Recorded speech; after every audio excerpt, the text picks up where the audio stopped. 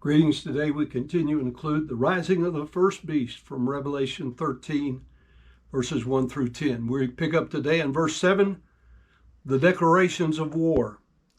And it was given to him to make a war with the sanctified ones and to win the victory over them.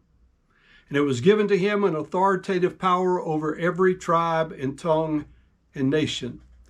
The authoritative power of this beast is twofold: to make war with the saints and to overcome them, and two, to exercise power upon every tribe and people and tongue and nation. Then verse 8 brings to us the religion of this resurrected beast. And all the ones dwelling upon the earth, they shall worship or give worship to him, that is the beast, each one whose particular name has not been written and remaining not written in the book of the life of the Lamb, the one having been slain and remaining so away from the laying, the foundation of the world system. The Revelation 3:8 plainly states universal worship of the resurrected beast will exist among those whose particular, articular, possessive name has not been written and remains unwritten in the book of the life of the Lamb, the one having been slain and remaining so from the foundation of the world.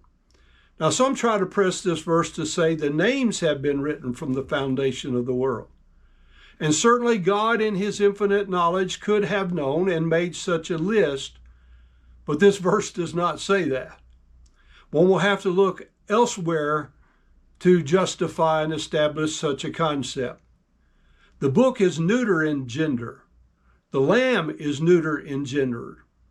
Interestingly, as to avoid confusion on the issue, the Holy Spirit inspired John to use the masculine gender in the articular participle, the one having been slain, remaining so from the foundation of the world. It is the name Jesus that is masculine to which the reference is made, and thus avoids confusion with the neuter gender book. Further, it should be noted that in Revelation 20 and verse 11, the names written in the book of life, this book is feminine in gender, meaning it has the ability to grow in size, contrary to a fixed list from a previous time, as the Calvinists like to teach. The emphasis is upon who is involved in the worship of the beast and the dragon, which empowers him, and that is the unsaved ones. Then notice the reception of the warning in verses 9 and 10. If anyone is having an ear, let him hear. Compare this expression to a similar one used 7 times in Revelation chapter 2 and 3 to the 7 churches. The absence of what the Spirit saith unto the churches should reinforce the previously asserted position that the churches are no longer upon the earth. This is once again the applying of the rule that what is not said that could have been said is just as important as what is said. So verse 10 says, if anyone he is leading together for a captivity, unto captivity he is departing. If anyone he is killing by means of a slaughter knife, it is being necessary him to be killed by means of a slaughter knife. Here it is being the patient endurance and the faith of the sanctified ones. In Jeremiah 15:2 we find these words, and it shall come to pass, if they shall say unto thee, whither shall we go forth?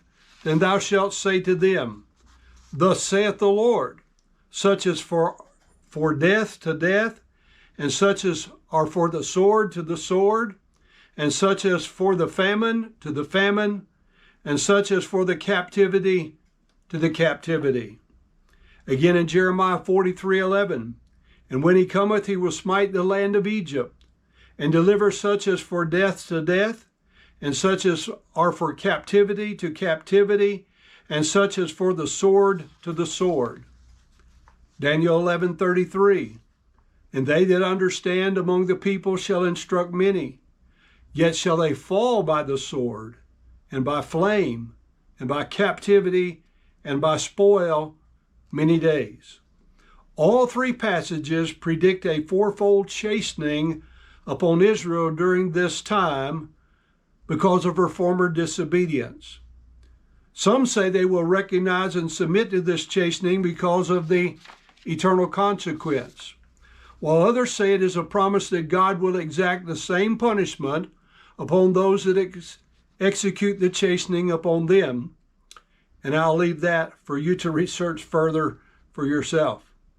Daniel 11:31, "An arm shall stand on his part, and they shall pollute the sanctuary of strength, and take away the daily sacrifice, and they shall place the abomination that maketh desolate. And such as do wickedly against the covenant shall he corrupt by flatteries. But the people that do know their God shall be strong and do exploits.